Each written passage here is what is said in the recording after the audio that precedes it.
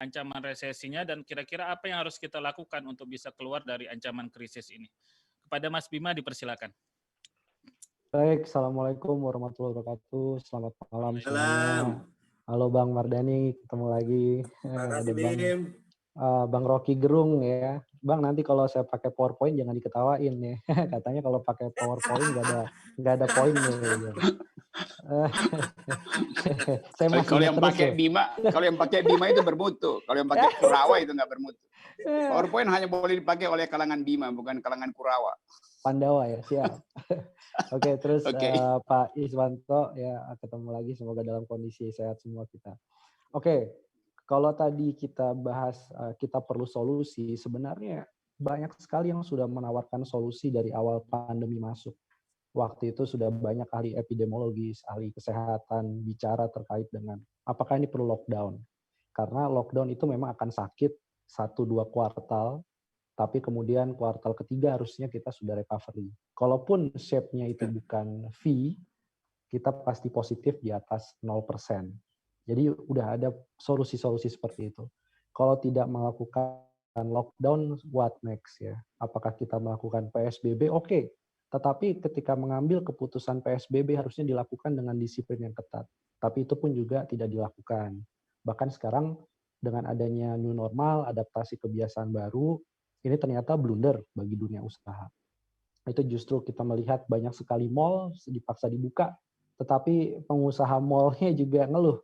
Ini gimana nih listriknya, kemudian banyak tenan yang masih tutup. Padahal katanya new normal dengan protokol kesehatan, dan mall itu adalah salah satu, menurut saya adalah salah satu tempat di mana protokol kesehatannya itu relatif sangat ketat.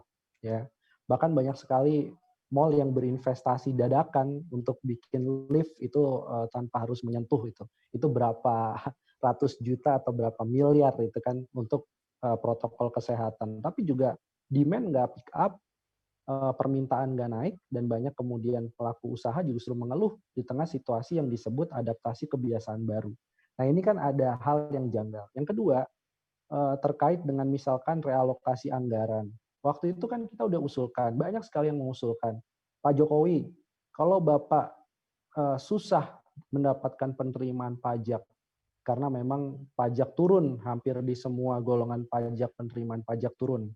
Pajak komoditas ya, termasuk juga di situ ada bea masuknya, bea keluarnya, kemudian juga ada dari sisi impor, pemasukan dari impor juga semuanya mengalami penurunan.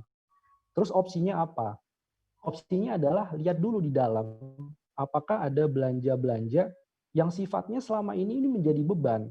Belanja-belanja yang sifatnya sebenarnya konsumtif, dan justru birokrasi tadi kalau Pak Mardani bilang kita ingin birokrasi yang lebih ringan, ini harusnya dilakukan semacam reformasi birokrasi.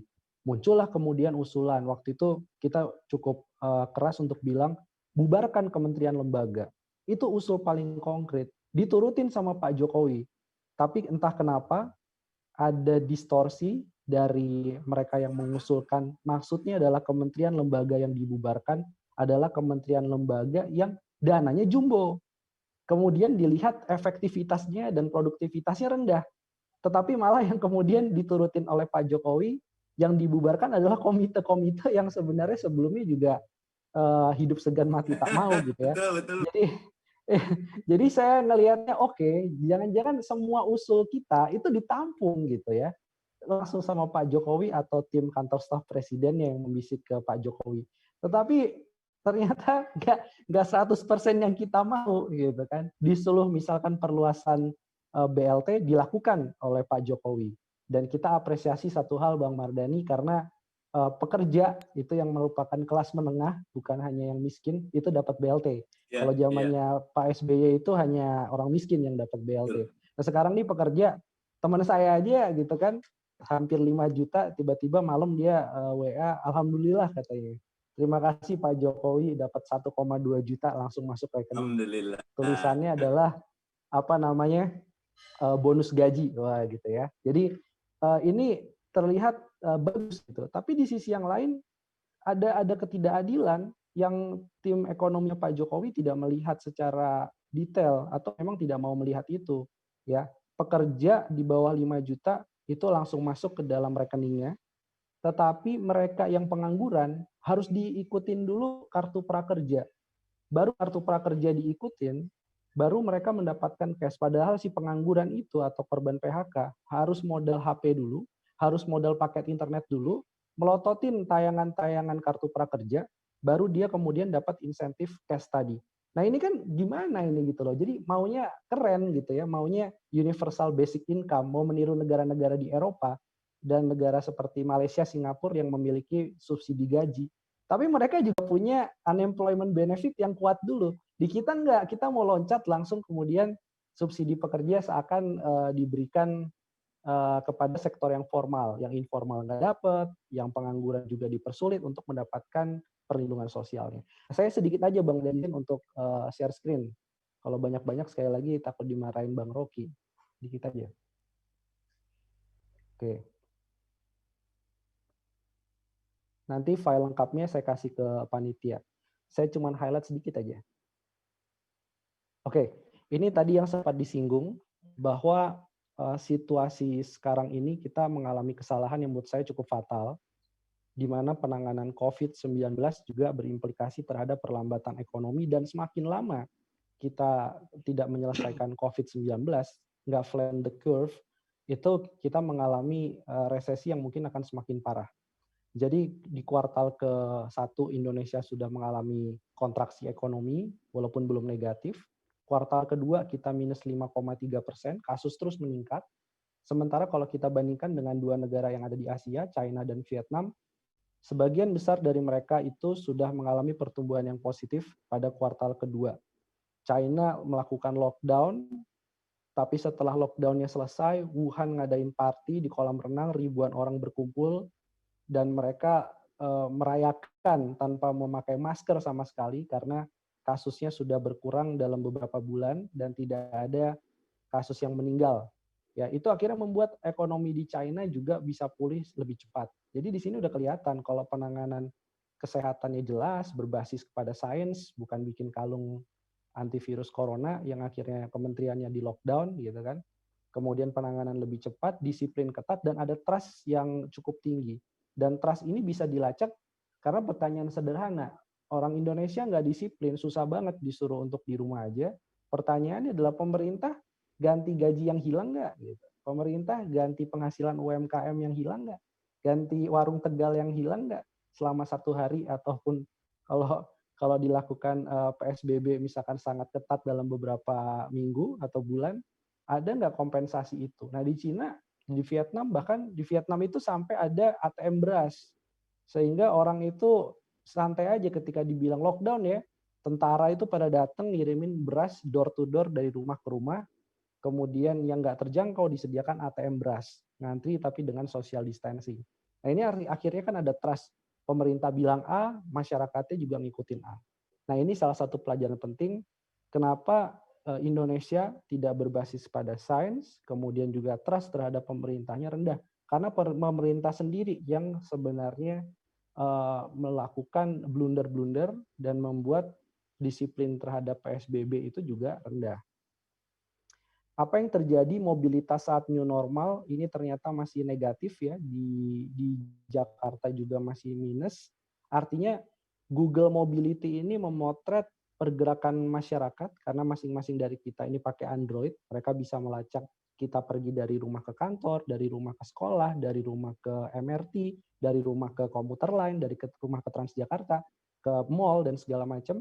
Mereka melihat bahwa sejak adanya fase adaptasi kebiasaan baru atau new normal, ternyata nggak signifikan meningkatkan orang belanja di retail, khususnya di Jakarta. Jadi percuma mau bioskop dibuka, mau mall dibuka, yang akan terisi juga sangat rendah, bahkan di bawah 50% keterisiannya. Itu bukan sengaja dibatasi 50%, tapi karena udah dibuka, orang masih khawatir untuk berbelanja di tempat-tempat umum. Nah, di sisi yang lain, saya harus sampaikan di sini, yang banyak yang sekarang terkecoh adalah kenapa di saat situasi seperti sekarang IHSG kita atau indeks harga saham gabungan kita itu di atas 5.000, kemudian kok rupiah kok nggak melemah gitu, rupiah kok nggak balik lagi ke level 16.000.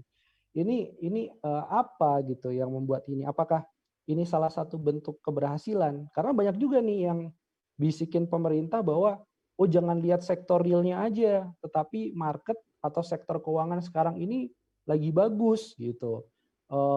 Imbal hasil dari surat utang itu mengalami penurunan, yang artinya tingkat resiko juga menurun. Jadi beli aja surat utang pemerintah banyak-banyak.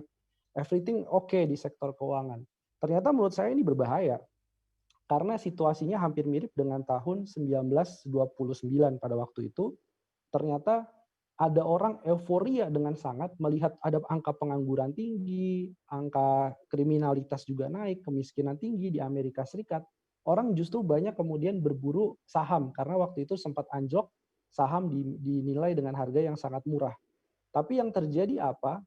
Harga saham melonjak waktu itu lebih dari 40%, tapi setelah itu yang terjadi adalah depresi berkelanjutan dan saham hancur kemudian cukup waktu lama, baru tahun 1933-34 ada recovery di sektor keuangan di Amerika Serikat khususnya.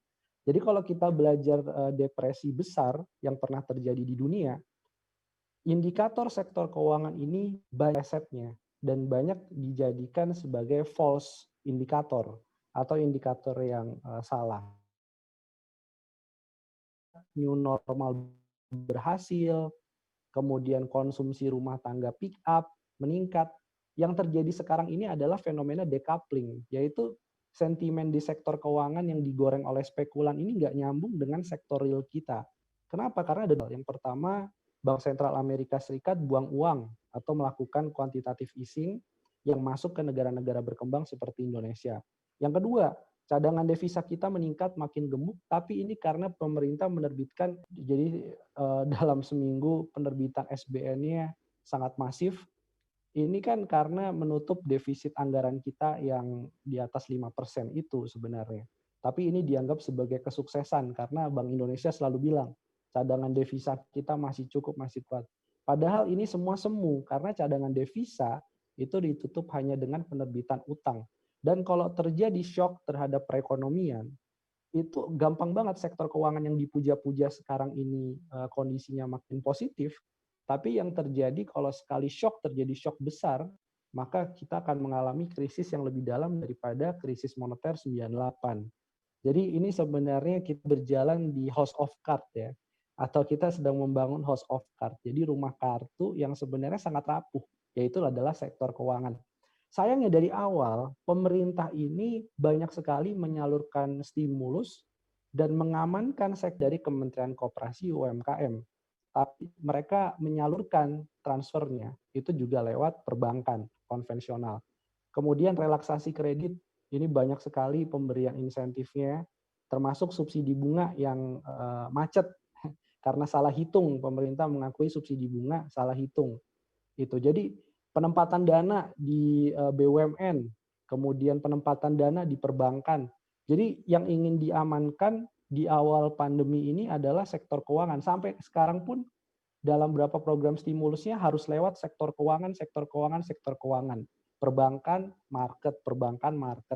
Jadi menurut saya ini yang harus dikasih tahu ke Pak Presiden. Cara-cara seperti ini adalah cara-cara yang membahayakan perekonomian. Karena kita perlu melihat tahun 98 yang menyebabkan krisis adalah utang luar negeri swasta. Tapi untuk hari ini justru penyebab krisis yang lebih besar bisa bermula dari utang pemerintah. Karena swastanya sudah mulai ngerem utang itu sejak tahun 2018, sudah mulai agak landai, agak slow down. Pemerintahnya gaspol terus utang. Dan ini yang justru kondisi yang memang beda dengan 98, bahkan lebih berbahaya karena penyebab dari capital outflow-nya justru bisa berasal dari pemerintah, dari government bond. Yang berikutnya, ini juga Bang Mardhani minta tolong disampaikan juga kepada pemerintah kalau lagi RDP atau lagi rapat dengan pemerintah. Ini nggak benar nih, soalnya BUMN itu gaspol utang luar negerinya 25,5% naiknya, sementara ekonomi kita kan mengalami kontraksi minus 5,3%. Jadi BUMN pun juga akan menyebabkan krisis atau resiko default yang cukup besar ya, khususnya BUMN di sektor energi. Ada PLN, ada Pertamina, Kemudian yang kedua adalah BUMN di sektor konstruksi, BUMN karya itu harus dipelototin tuh. Karena banyak proyek itu juga terpengaruh dengan adanya pandemi ini. Dan pasca pandemi, proyek-proyek itu belum tentu akan full utility, bisa jadi justru akan makin bocor untuk pembiayaan operasionalnya. Jadi pendapatannya tidak akan menutup biaya operasional dan nggak usah bicara break even point, nggak usah bicara internal rate of return, itu semua udah perencanaannya udah nggak berlaku lagi gitu. Nah ini saya kira ini ada anomali, utang naik luar biasa, bunga relatif mahal, sementara sektor realnya terkontraksi. Ini yang saya sebut sebagai bubble utang BUMN. Balik kemudian kepada stimulus untuk jaminan sosial, saya langsung masuk ke sini. Ini yang kita memang harus perjuangkan. Sebelum adanya pandemi, dari data ADB ini, Indonesia jaminan sosialnya itu hanya 2,1% terhadap PDB. Jadi meningkat, pengangguran dan segala macam, kita memang nggak siap karena jaminan sosial kita memang sangat kecil, hanya 2,1% terhadap PDB. Saya nggak memasukkan Timor Leste karena takut nanti digoreng ya. Karena Timor Leste ternyata jaminan sosialnya 7% terhadap PDB, hampir menyamai dengan China. Tapi saya oke lah, Timor Leste katanya nggak apple to apple. Oke, kita bandingkannya dengan negara-negara di Asia, Malaysia lebih siap, Singapura, negara yang kapitalis liberal, itu jaminan sosialnya 5,3% terhadap GDP. Jadi kita harus melakukan reformasi jaminan sosial di Indonesia karena memang sebelumnya sangat kecil. Kalau pemerintah mau nambah stimulus, tambah ke BLT, tambah kemudian ke jaminan sosial buat pekerja, kemudian buat pengangguran, karena itu satu-satunya harapan kita untuk tidak mengalami depresi ekonomi. Kalau kita bisa menjaga kelas menengah dan kelas miskinnya masih punya uang untuk konsumsi. Mungkin itu saja dari saya, Pak Moderator dan Pak Mardhani. Ya, terima kasih Mas Bima. Ini sebelum kita masuk ke Pak Iwan, ada kalau seandainya kita simpulkan nih, seandainya Mas Bima jadi Presiden Jokowi ini, apa yang kebijakan Menteri Keuangan aja, Menteri Keuangan. Menteri Keuangan atau Menko Ekonomi, apa keputusan yang akan Mas Bima lakukan, ambil selama 3-6 bulan ke depan untuk menyelamatkan Indonesia dari ancaman resesi ekonomi ini? Oke, karena pertama ini banyak yang nanya uangnya dari mana ya untuk program tadi termasuk jaminan sosial. Usul saya konkret, Kemenko Maritim dan Investasi itu dibubarkan. Itu ada penghematan luar biasa. Ya, BPIP Keren, hapus. Iya, dibubarkan. Itu opung saya itu menterinya itu. Dibubarkan itu karena ada saving 200-an miliar kan lumayan tuh buat stimulus UMKM, kesehatan, perlindungan sosial. Yang ketiga, kalau menurut saya, potong gaji semua eselon 1, termasuk juga menteri. Tunjangan-tunjangannya dihabisin. Bukan cuma tunjangan perjalanan dinas ya. Kalau perjalanan dinas emang udah nggak ada perjalanan dinas selama pandemi. Tunjangan-tunjangan lainnya, tunjangan jabatan dan segala macam, itu harusnya dipotong. Presiden harus nggak nerima gaji selama 3 bulan plus tunjangan. Berani nggak kayak gitu? Itu, tapi kan itu kan usul yang radikal.